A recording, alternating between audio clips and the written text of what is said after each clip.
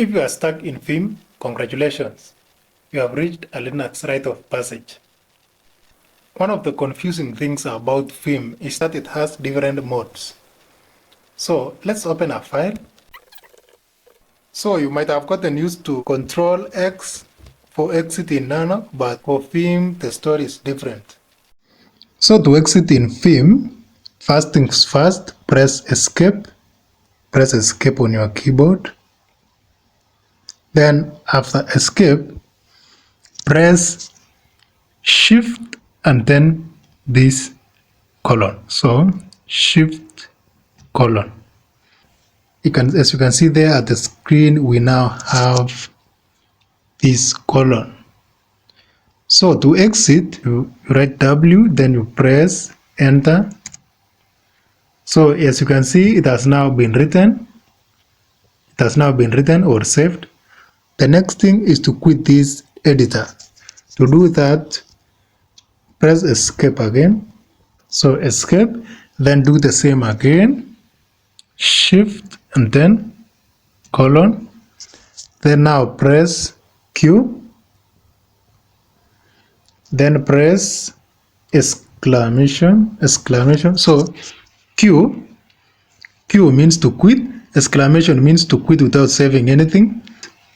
So then we press Enter. And you have exited Vim. So that's it for this video. If that was your issue, you can stop watching at this point and don't forget to like and subscribe. But I can also show you how I created these other files just for fun if you enjoy Linux. So you can continue watching if you have some time.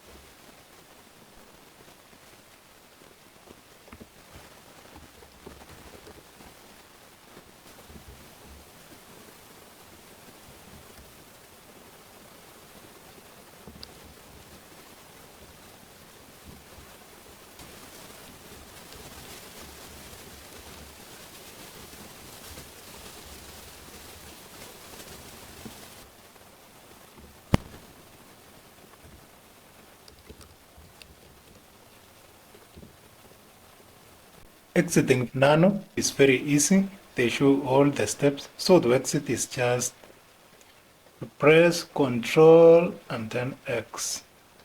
To exit.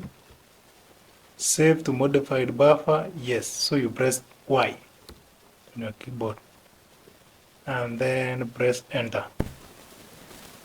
So you have actual speed.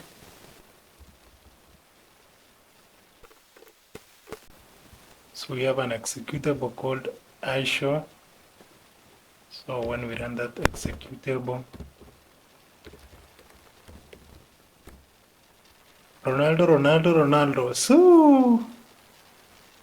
So that's how to use Nano. Exiting is very straightforward. But for Vim, it's another story. So Vim, let's clear screen first. So Vim,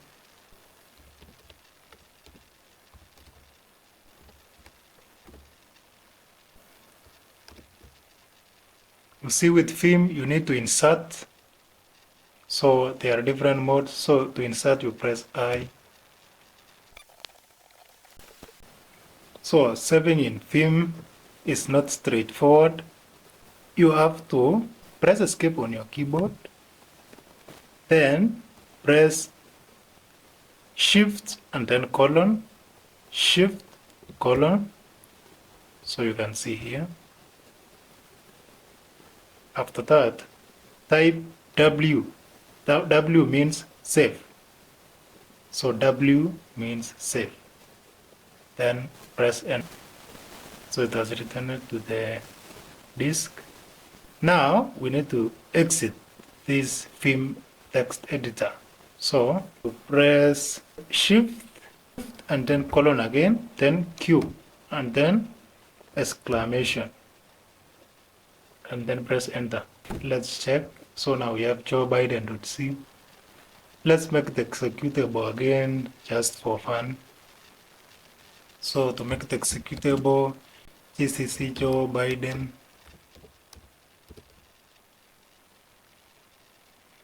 .c. Going to make this an executable, an object file, and then let's call the file Joe Biden. And you can see here we now have an executable called Joe Biden. So let's run and see. Dot